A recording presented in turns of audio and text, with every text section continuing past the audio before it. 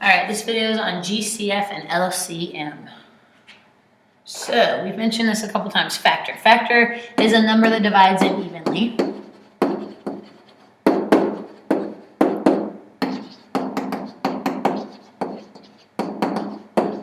So if we're talking about GCF, that stands for greatest common factor.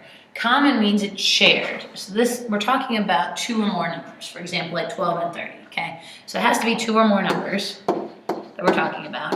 We're talking about GCF. You can't have a GCF with just one number. That doesn't make sense. And we want the greatest one, the highest one, the biggest one. Okay, so it's the biggest factor they share.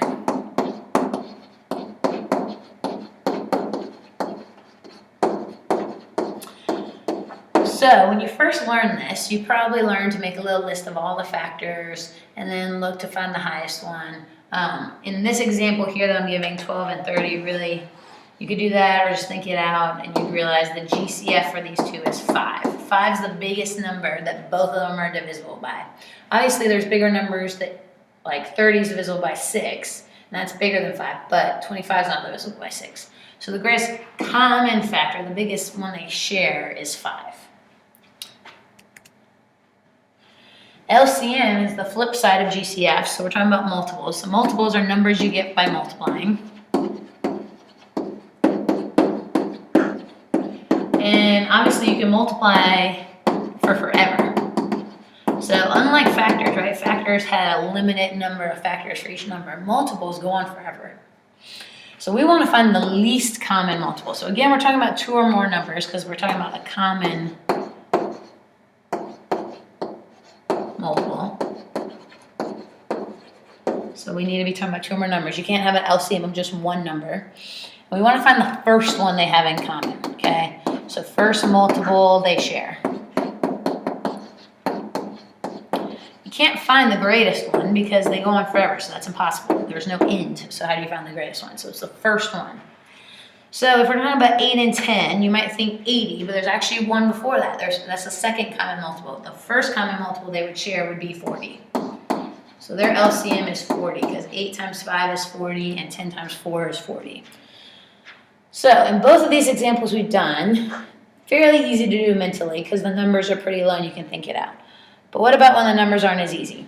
This one you may still think this is kind of easy. I'm just going to use this one to show you an example of how to do it though. So this is called the ladder method. And it's a good method for when the numbers are large and you're not quite sure, okay? So we have 24 and we have 36, and you're going to make a little ladder like this. So on the right side of the ladder are the numbers, and on the left side, the numbers we're going to divide it by its factors, the common factors.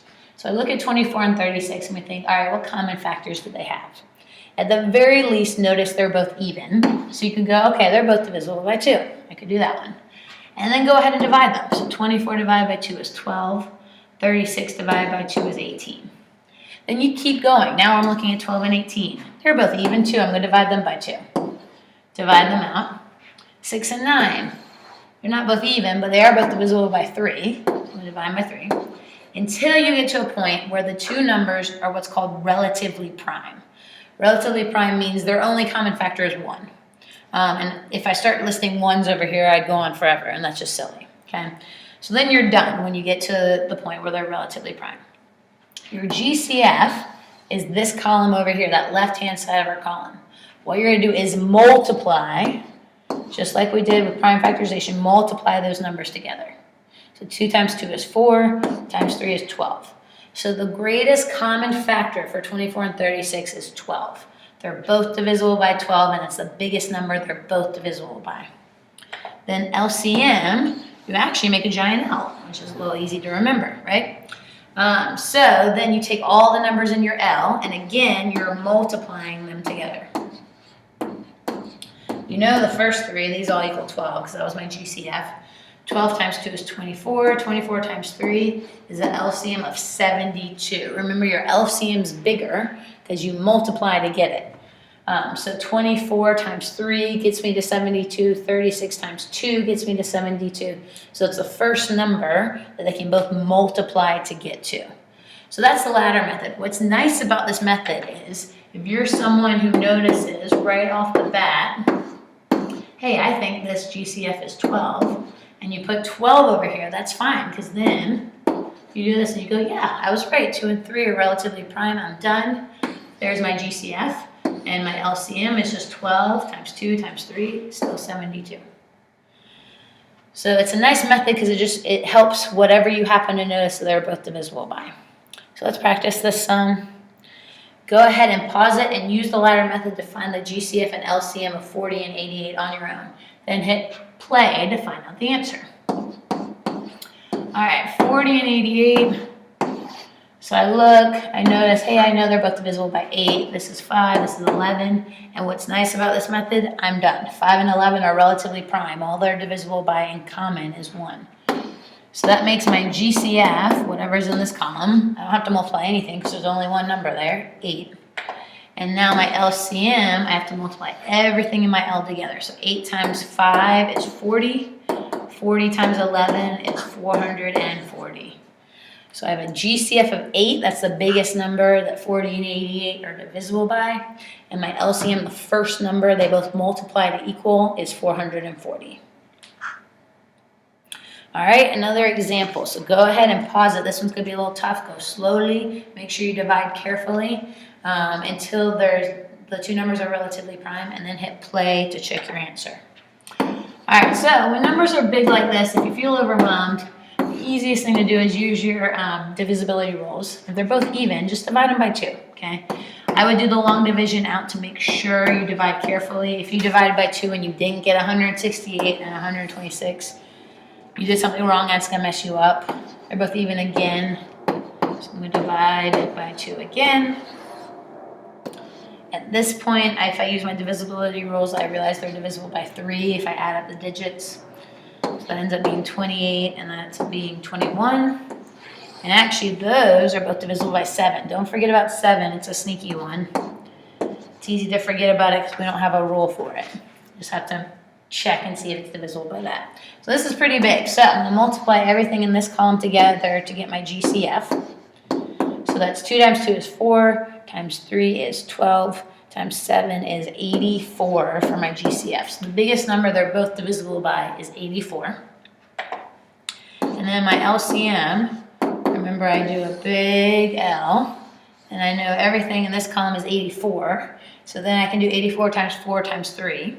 And I end up getting 1,008 for my LCM. So the lowest number that they multiply to get to is 1,008. That's the first one they can both multiply to get to. If you made a mistake, chances are you made a mistake in the division, so double check that. And make sure you got down to 4 and 3 should be the same at the bottom no matter what you had over in this column over here. So really check your work carefully and don't be afraid to write it out.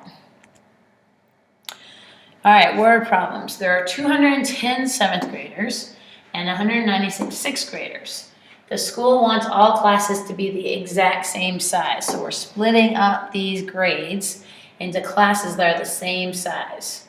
What is the greatest number of students that could be in a class? So I'm dividing up, which indicates factors, and I want the greatest one. So this is a GCF problem.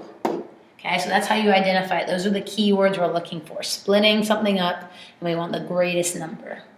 So now I'm just going to do my factor tree for GCF. So I have 210 and 196. Both even, so let's divide by 2. All right, at this point, this is when it gets hard to notice what to divide by. But 2 doesn't really make sense. Would they really have classes of 2? That seems silly. For a word problem like this. So remember the number that I said was sneaky, that you sometimes don't notice. You may be thinking of it now. It's 7. These are both divisible by 7. So don't forget to test numbers and see if they're divisible by 7. If you divide 105 by 7, you get 15. 98 divided by 7 is 14. And now we're done because 15 and 14 are relatively prime. So remember your GCF is in this column. You multiply them together, and I get that it would be 14 students per class, so that all the classes would have the same size. All right, so that's a GCF word problem. This is an example of an LCM word problem. A granola bar producer puts a coupon for a free bar in every 80th bar and a coupon for 2 free bars in every 180th bar. So that means every 80th means 80, 160, 240 are all getting a coupon for a free bar. Same with 180, it's the multiples, right? We're multiplying it out. How often does the producer put both coupons in a single bar? So this is the LCM problem. Whenever something is happening repetitively, and you want to find the next time it happens, that's an LCM problem. So I'm going to do my ladder. If they both end in 0, the easiest thing is divide them by 10. And if I divide them by 2, I'm done. So remember, LCM is everything in these columns multiplied together. So if I multiply those together, I get 720. So that means every 720th bar has both coupons. Lucky person, whoever gets that bar.